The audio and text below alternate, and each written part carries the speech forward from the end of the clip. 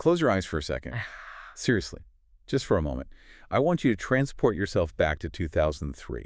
You are standing inside a corporate restroom in a totally nondescript office building in downtown St. Paul, Minnesota. Right. It's quiet. You can hear the low, steady hum of the ventilation system, maybe the faint, muffled ring of a telephone through the heavy door. But inside this room, the sensory details are they're wrong. They don't fit the sterile environment at all. They are completely out of place. They are the details of a nightmare sort of bleeding into reality. First, there's the smell. It isn't the smell of lemon cleaning products or cheap floral air freshener. It is the thick, artificial, almost hallucinatory scent of buttered popcorn. And you can smell it, even though there's literally no popcorn anywhere near you. And then there's the sound. Scritch, scritch, scritch. It's this rhythmic, grating noise. It is the sound of a table knife. A dull, standard cafeteria piece of cutlery being sharpened against the rough red brick of a windowsill ledge. And the person holding that knife isn't a desperate addict. She isn't a career criminal looking for a quick score to fix a debt. She is a law school graduate. She is young, she is brilliant, and she is absolutely stone-cold sober. Her name is Amanda Fisk. And in this moment, she is preparing to walk out of that bathroom and murder a woman named Doris Grandfelt. Not for money, not because Doris attacked her or anything, but simply because Doris is, and I'm quoting Fisk's own internal monologue here, getting on with a man named Timothy, a man Fisk has decided belongs to her. And that disconnect between the primitive, almost caveman-like brutality of sharpening a shiv on a brick and the calculated, educated mind of the woman doing it, that is the absolute heartbeat of the book we are covering today. Yeah. Because here's the thing. Amanda Fisk doesn't get caught in 2003. No. She cleans up the blood with garbage bags. She dumps the body in Shawnee Park. And then she goes on to become a highly successful prosecutor. Yeah, that is the terrifying premise of Lethal Prey by John Sandford. She spends the next 20 years hunting quote-unquote monsters in the courtroom, standing up for victims, putting people away for life, all while hiding the fact that she is the most dangerous predator in the building. It's a fascinating duality. And today, we're doing a deep dive into this psychological duel. We've got Lucas Davenport, the U.S. Marshal who dresses like a fashion model and fights like a brawler. We've got Virgil Flowers, the intuitive, cowboy boot-wearing BCA agent. And we have a villain who might just be smarter and certainly more ruthless than both of them combined. But the real hook here, the thing that makes Lethal Prey so distinct from your average police procedural, is the catalyst. Because this cold case doesn't get reopened because of a new fingerprint or a guilty conscience. Not at all. It gets reopened because of cash. A massive, staggering pile of cash. $5 million, to be exact. And when you drop $5 million on the table for a clue in a murder case, you don't just get an investigation, you get absolute chaos. You really do. And that's the mission of this deep dive. We're going to look at how money weaponizes the internet, how a psychopath hides in plain sight within the justice system, and how even the perfect crime can unravel if you pull on the right loose thread. It's a wild ride through the darkest corners of the legal system and the human mind. Let's get right into it. We have to start with the cold case itself, the context of 2003. Why did this murder go unsolved for 20 years? I mean, 2003 wasn't the Dark Ages. We had DNA technology, we had forensics, we had CSI on TV telling us that every crime is solvable in 45 minutes. We did, but you have to look at the specific circumstances of Doris Grandfelt's death. The investigators at the time, Jenkins and Shrake, who are these recurring characters in the Sandford universe, very cynical, very hard-nosed, they described the scene as frozen. And they didn't mean the Minnesota temperature. Frozen how? Like literally no movement? Yeah. Frozen in terms of leads. The killer, Fisk, was meticulous in a way that suggests a natural aptitude for crime. She left 0 DNA at the scene. No hair, no skin cells, no blood that wasn't the victim's, no fingerprints on the body or the disposal bags. And the footprints found at the dump site, they were from Nike Air Force Ones. Which, as the text points out, is like saying the killer was wearing shoes. Exactly. Size 10.5. Millions of pairs in circulation. They are ubiquitous. So the physical evidence was generic to the point of being totally useless. But the real problem, the structural problem with the investigation, was the profile. The police fell into what they cynically call the hot blonde syndrome. That sounds incredibly cynical, but I assume it reflects the media landscape of the time. It's a rough term, but it's a commentary on media and police bias. Doris was young, blonde, and attractive. She was killed after a sexual encounter. So the working theory immediately gravitated toward a meat rack pickup gone wrong. They looked at the lifestyle, not the enemies. Meaning they assumed she met a stranger at a bar? Right. The theory was she meets a guy, they go somewhere, it turns violent. Because there was no robbery and the sexual encounter appeared consensual initially, or at least lacked the signs of a violent struggle, they couldn't link it to a specific enemy. They were looking for a random drifter or a bad date. So they're looking for a stranger, completely missing the fact that the killer was a female coworker sharpening a knife in the bathroom down the hall. Precisely. The lack of an apparent motive paralyzed the investigation. Why would a woman kill her coworker so brutally? Unless you knew about the jealousy regarding Timothy, and nobody did, it made no sense. It didn't fit the grid, so the case went cold, Fisk walked away. She married Timothy, she built her life. And that status quo holds for 20 years. The file gathers dust. The family grieves in silence until the present day. And this is where the story shifts gears. We meet Lara Grandfelt, the victim's twin sister. And this is the emotional core of the reopening. Lara has done very well for herself in the intervening years. She runs a wealth management firm. She's rich. But she has breast cancer. She's facing her own mortality, and she realizes she can't die without knowing who killed her sister. It's a heartbreaking motivation. She needs closure before the end. It's almost primal. So she uses the one tool she has in abundance, which is money. She offers a $5 million reward for information leading to a conviction. But she does something else, something very modern and, frankly, very dangerous. She takes the entire police file, the reports, the witness statements, even the gruesome crime scene photos, and she dumps them on the internet. That is wild. I mean, imagine the privacy implications, but also imagine the sheer volume of data being crowdsourced. It creates what Sandford describes as a stampede. You have amateur sleuths, bloggers, YouTubers, people like Ann Cash and Dahlia Blair who descend on the case. Some of them are well-intentioned, but many treat this like a game or a business opportunity. They are dissecting every pixel of those photos. They are harassing witnesses. It's chaotic, it's messy, and the professional cops Lucas Davenport and Virgil Flowers absolutely hated it first. It's the true crime phenomenon weaponized. We see this in real life, right? Yeah. TikTok detectives trying to solve murders, often ruining lives in the process. Exactly. And usually they just muddy the waters. But here's the thing. In Lethal Prey, it works. It shakes the tree. It applies so much pressure that things start to break. It forces the killer to react. But before we get to the clue that breaks the case, we really need to understand who they are hunting. We need to profile Amanda Fisk. Because she is not your typical villain. She isn't hiding in a basement somewhere. Oh, Fisk is fascinating and terrifying. She's not just a killer, she's a prosecutor. She's the person the system trusts to put bad guys in jail. She stands in courtrooms in Ramsey County and points at defendants and calls them monsters. Which gives her an incredible advantage, right? She knows the playbook. Huge advantage. She knows how investigations work from the inside. She knows what evidence holds up in court. She knows how to manipulate the system because she is the system. But psychologically, she's hollow. Her parents, in a later interview in the book, describe her as mean. Not just angry, but fundamentally lacking in empathy. She views other people as bugs. Bugs, that's a chilling descriptor. It implies that other people are just annoyances, obstacles to be removed. And as Lucas and Virgil start digging, they realize Doris wasn't a mistake. She wasn't a one-time lapse in judgment or crime of passion. This is a serial pattern. Let's look at that history. Because when you peel back the layers of her life, it's just carnage. Who else has she hurt? The text reveals a trail of bodies going back to her childhood.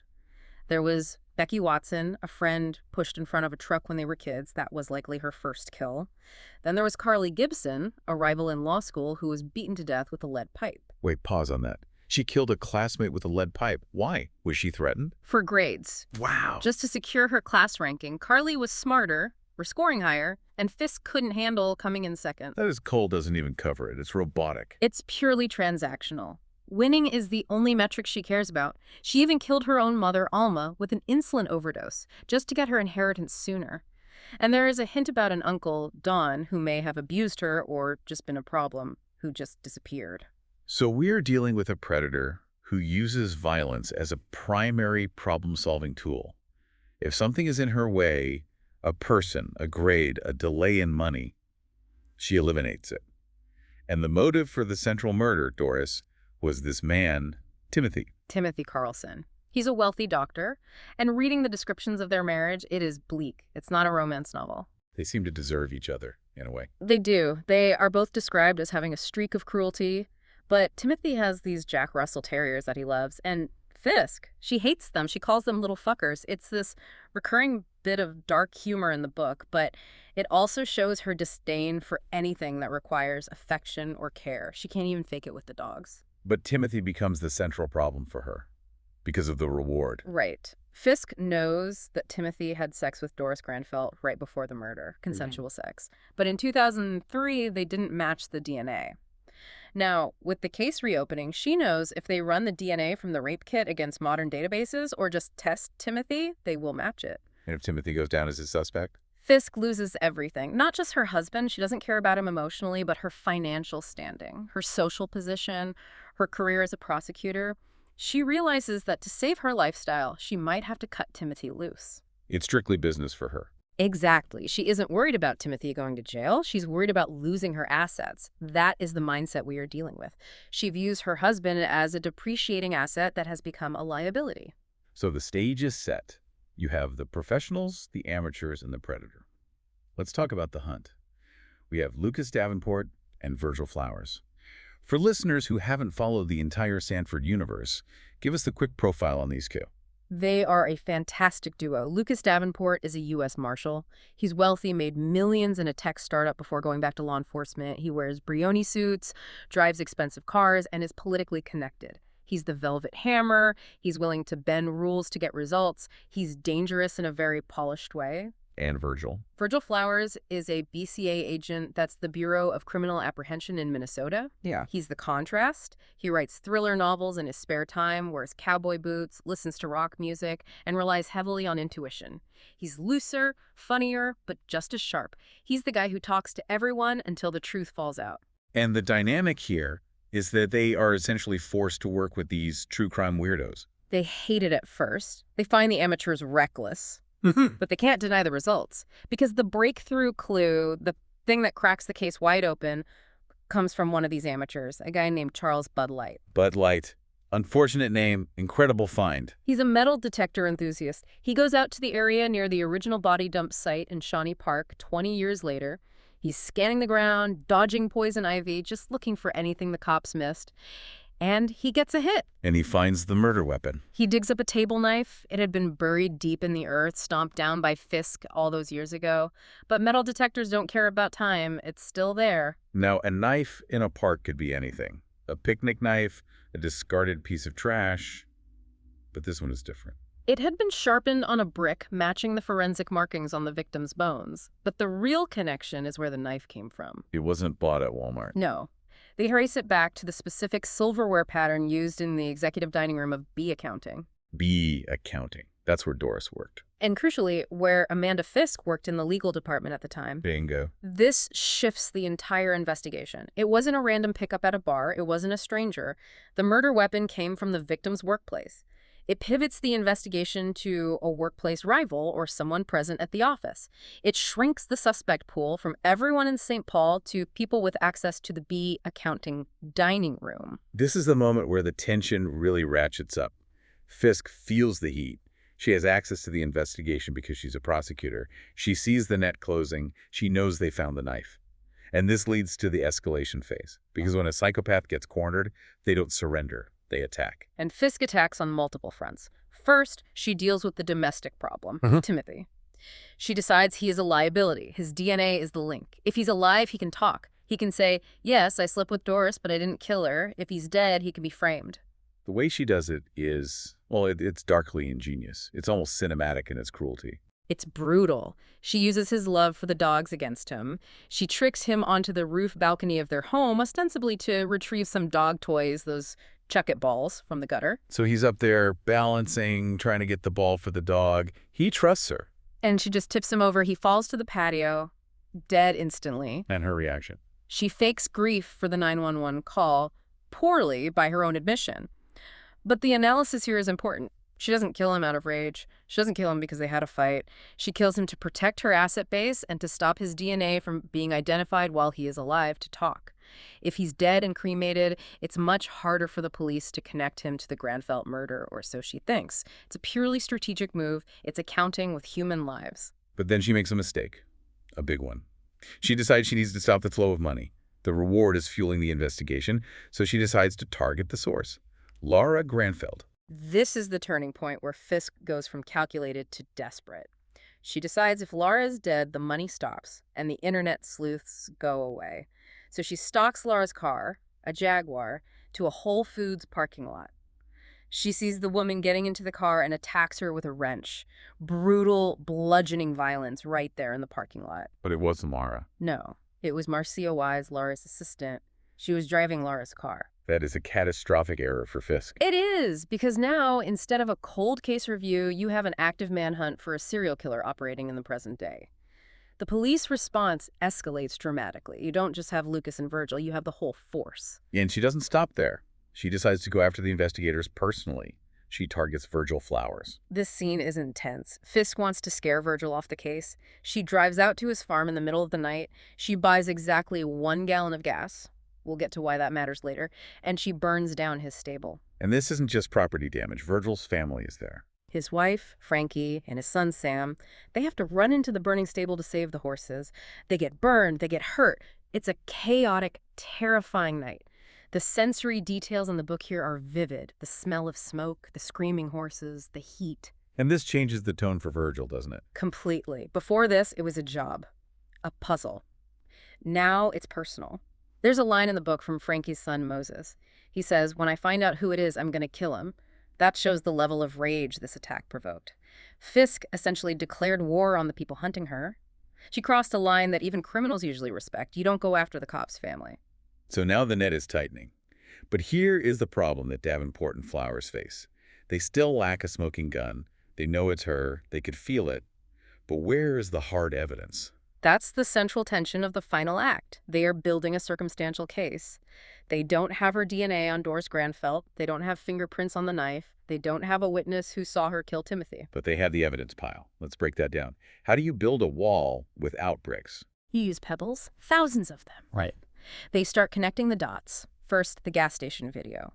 Virgil finds footage of Fisk buying that 1 gallon of gas in the middle of the night right before the arson at his farm. Which is suspicious as hell. Who buys 1 gallon for a Mercedes SUV? Exactly. It's clearly for an accelerant. It doesn't make sense for a commute. Then they look at the pattern of accidental deaths around her. Her mother's overdose, the childhood friend, the law school rival, the husband falling off the balcony. It's too much coincidence. It defies statistical probability. And they finally get the DNA match on Timothy, right? They do. They managed to match the DNA from the original 2003 rape kit to Timothy post-mortem. This confirms the link. The victim had sex with Fisk's husband moments before she died. That provides the motive. Jealousy, rage. So they confront her. They do. Lucas and Virgil interview her, and she is arrogant. She uses her knowledge of the law to deflect everything. She knows what they have, and more importantly, she knows what they don't have. She sits there, calm, collected, basically daring them to arrest her. They also visit her parents. And that interview is revealing. Her father and stepmother basically confirm her nature. They describe her coldness. And we get that recurring detail, the buttered popcorn scent. It's a motif of her psychosis, a sensory hallucination she gets when she's about to be violent. It's her tell, but only she knows it. So we move to the resolution. The arrest happens, but not because she cracks. No, she never cracks. She is arrested because the weight of the circumstantial evidence, the gas, the husband's DNA, the timeline, the pattern becomes overwhelming enough for her grand jury. She is suspended from her job as prosecutor. And then begins the legal battle. Yeah. And Fisk hires a heavy hitter. Earl Grey. He's a real-life, high-profile defense attorney in Minnesota, fictionalized in the book, and his strategy is brilliant and cynical. Blame the dead husband. Exactly. The defense is simple. My client didn't do it. Her husband, Timothy, was the one having sex with the victim. His DNA is on her. His shoes match the footprints found at the scene. He was the killer. And Amanda Fisk is just a victim of a cheating husband who was a monster. It's a plausible story. It is extremely plausible. It fits the physical evidence perfectly. And since Timothy is dead, killed by Fisk, though they can't prove that definitively he can't defend himself, he can't take the stand. And this leads us to the ending. And I have to say, for a thriller, the ending of Lethal Prey is surprisingly ambiguous. It is. And that's what makes it powerful. There is no courtroom verdict scene. We don't see the jury say guilty. The book ends on the precipice of the trial. The experts in the book give the odds of conviction as 60-40. It is not a slam dunk. And the final image of the book captures this perfectly. Amanda Fisk is out on bail. She is in her house, throwing the ball for those dogs she hates, and she's calculating her odds. Her final line is, 60-40, you little fuckers. That gave me chills. It's such a defiance of the typical bad guy gets caught and goes to jail ending. It reflects the reality of the legal system. Sometimes, if you are smart enough, wealthy enough, and ruthless enough, the system can't quite hold you. It leaves the reader with a lingering sense of unease. The monster has been identified, but she hasn't been destroyed. So what does this all mean? When we step back and look at Lethal Prey, what are the big takeaways? I think the first big takeaway is the role of the true crime amateurs. The book paints them in a complex light. They were chaotic, yes. They were dangerous. One of them, Bud Light, even gets killed, although it turns out to be an accidental death during a robbery and medical episode, muddying the waters further. But without them, the case would have remained cold forever. It acknowledges that sometimes the chaos of the crowd can find things the professionals miss. And then there's the character of Amanda Fisk herself. She is a reminder that predators don't always look like monsters. Sometimes they look like the prosecutor standing up for justice. She hid inside the machinery of the law. She used the system as camouflage. And finally, the question of money. Does money buy justice? That's the provocative thought to end on. Without that $5 million reward, Amanda Fisk would still be prosecuting cases in St. Paul today. She would have gotten away with everything. It took a massive fortune to shake the truth loose. It's a terrifying thought. Justice shouldn't have a price tag, but in this story, it absolutely did. And it makes you wonder, if a serial killer can hide as a prosecutor, how many innocent people might she have put away just to satisfy her own urge to win? That is a whole other layer of horror right there. Well, that is our deep dive into Lethal Prey by John Sandford. It's a wild ride through a cold case, a study in psychopathy, and a real critique of how justice actually works. It certainly is. Thanks for listening. We'll see you on the next deep dive.